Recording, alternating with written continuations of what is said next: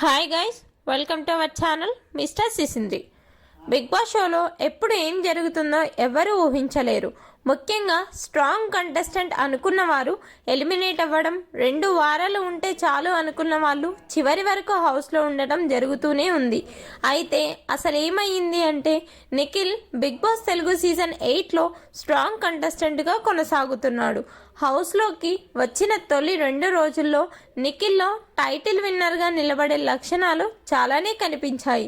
కానీ ఆ తర్వాత మాత్రం నిఖిల్ చాలా లో అయ్యాడు. నిజానికి హౌస్లో మొదట చీఫ్ అయ్యిందే నిఖిల్. కానీ తన టీంలోకి ఎవరు రాకపోవడం, తన టీం చిన్నదైపోవడం, తర్వాత బేబక్క నిఖిల్దే తప్పంటూ బయటికి వెళ్ళిపోవడం, ఇలా ఇవన్నీ జరగడంతో నిఖిల్ కాస్త లో అయిపోయాడు. దీనికి తోడు సోనియా కూడా నిఖిల్ను బాగా పిప్పి చేసింది. ఈ దెబ్బతో టైటిల్ రేస్లో ఉండాల్సినోడు బయటికి వచ్చేస్తా అంటూ పాతాళానికి పడిపోయాడు. హౌస్లోకి అడుగు పెట్టిన మొదటి 2 రోజులు అయితే కెప్టెన్ అనే బ్యాడ్జ్ హోదా లేదన్న మాటే కానీ అన్నీ తానే అన్నట్టుగా బిహేవ్ చేశాడు నిఖిల్. అందరితోనూ కలిసిపోతూ అందరినీ ముందుకు తీసుకెళ్తూ లీడర్షిప్ క్వాలిటీస్ తనలో పుష్కలంగా ఉన్నాయంటూ చూపించాడు. కానీ సరిగ్గా వారం గడిచిందో లేదో నిఖిల్ కథ మొత్తం మారిపోయింది. ముఖ్యంగా 2వ వారం నామినేషన్స్లో నిఖిల్ పూర్తిగా తడబాటుకు గురయ్యాడు.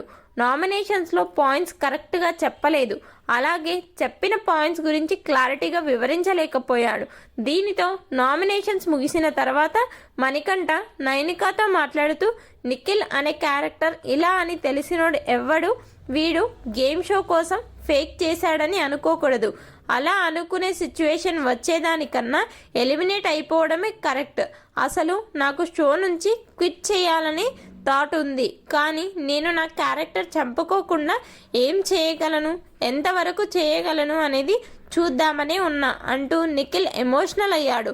మొత్తంగా నిఖిల్ ఇలా మారిపోవడానికి ప్రధాన కారణం ఎవరు అనేది కమెంట్స్ రూపంలో తెలపండి.